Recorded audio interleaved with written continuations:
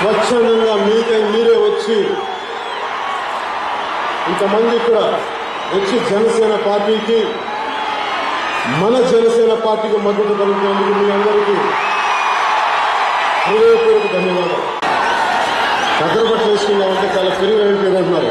ఎందుకంటే ఎన్నికలు కదా, ప్రతి ఒక్కరు కదరబట్లు కోసం ప్రయత్నిస్తామంటే చాలా జరగట్లేదు. బట్టలు ఏం వేసుకుంటేనే గుండెల్లో ఏం రాజకీయ చెప్పినట్టుగా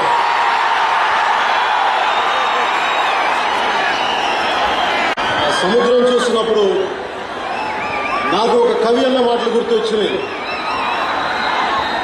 అది ఏంటంటే, సముద్రం ఒకటి కాళ్ళ దగ్గర కూర్చొని మరగదు, తుఫాను ఒకరికి చింతం అంటాం ఎరగదు, పర్వతం ఎవ్వడికి వంగి సలాం చెయ్యదు, నేనంతా కలిపి ఒక పిడికిడి మట్టే కావచ్చు, మనందరం కలిపి పిడికిడి మట్టే కావచ్చు, కానీ మనం చెయ్యితే ఒక దేశపు జెండా కొనంత పొగరు ఉంది, ఒక దేశపు జెండా కొనంత పొగరు ఉంది. ఇలాంటి వెన్నుపోటుదారుల్ని నిర్దాక్షిణ్యంగా పోటు చేసేయండి, కనికరమే వద్దవేరు. కాంగ్రెస్ అనే అవకాశం అనే వృక్షాన్ని సమూలంగా వేళతో సహా పీకేయండి. దిగజారిపోయిన రాజకీయాలను చూసి చూసి విసిగిపోయి నిరాశ నిస్పృహించి మీలాగే నాకు కోపం వచ్చింది. కానీ కోపం వచ్చి చేత కాకుండా పళ్ళు కొనుక్కుని ఇంట్లో కూర్చోవాలా, బయటకు వచ్చి పోరాటం చేయాలని నిర్ణయించుకున్న తర్వాత జనసేన పార్టీ పెట్టాను మీ అందరి తరపున పోరాటానికి.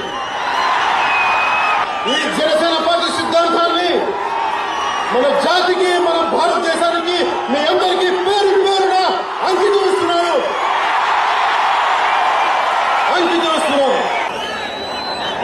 మా మాటలకి కాంగ్రెస్ నాయకులు బాధ రావచ్చు, మరి మీరు చేసే పనులు ఉన్నాయని ఏం చేయమంటారు చెప్పండి. రాజకీయాలంటే ఆ రాజకీయ నాయకుడు వీళ్ళని తిట్టడం, ఈ రాజకీయ నాయకుడు వాళ్ళని తిట్టడం, ఇలా పార్టీలు పుచ్చుకునే బూతుల పురాణం తప్ప ప్రజల సమస్యలు పట్టించుకునే పరిష్కార మార్గాలు కానీ అదేంటి ఉండవు. మూర్ఖుని గడియాలలో ముళ్ళని కదలేకుంటే ధనాగమనం అంతటితో ఆగిపోతుందా? కుటిలాత్మ కూటమికి ఒక కుటికాలం చేయవస్తే విశ్వ సృష్టి పరిణామం విచ్ఛిన్నమవుతుందా? మనుషులోకమేకంగా దారి కట్టు నిలుతుంటే గణజాస్తి ప్రస్థానం పరిసమాప్తమవుతుందా? మీలాంటి మాటలకి, బెదిరింపులకి మనం మన జనసేన నడకని మన ఎదురొట్టే ధైర్యం వీళ్ళకి ఉందా? ఇది ఏ ఒక్కరి మీద పోరాటం కాదు, ఒక్క పార్టీ మీద పోరాటం కాదు. మనల్ని పట్టి పీడిస్తున్న కరప్షన్ మీద, దోపిడీలు, న్యాయం చెయ్యని పాలసీలు, సామాజిక న్యాయం ఎప్పుడైతే మనం సంపూర్ణమైన క్రాంతిని సాధించగలం, అన్ని మనం సాధించగలం. వేల కోట్లు దోచేసే వాళ్ళు ఏం చేయలేరు. ఎప్పుడో వాళ్ళ కోపం వస్తుంది, ఎందుకంటే వాళ్ళకి ఇతనికి కుదరలేదు కాబట్టి అరెస్ట్ చేస్తారు, సిబిఐని ముందుకు పెడతారు. కానీ మరి ఏమో తెలియదు నాకు. వాళ్ళకి అనుకూలంగా ఉంటే పర్లేదు, నువ్వు దోపిడీ చేస్తున్నావు, ఏం పర్లేదు, అది కాంగ్రెస్ నాయకులు చేసేది.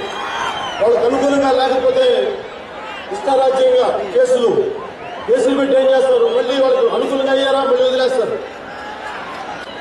లంచగుండే అధికారులు పట్టుకున్నారు 10,000, 8,000 అని చెప్పేసి పేపర్లు హెడ్డింగ్స్ పడతాయి. కానీ వేల కోట్లు తీసుకున్న వాటికి ఏం చేయరు, వాళ్ళు వదిలేస్తారు. యూడీసీఎల్ని, ఎల్డీసీఎల్ని పట్టుకుంటారు, ఎందుకంటే పాప వాళ్ళు బలమైన వాళ్ళు ఏం చేయలేరు. వాళ్ళు చేస్తుంటే మంచిగా చేయడం నేను మాట్లాడుతున్నారు. చట్టం ఎలా పని చేసుకోవడం చెప్పడానికి ఈ మాట మాట్లాడుతున్నాను. తప్పు చేసినా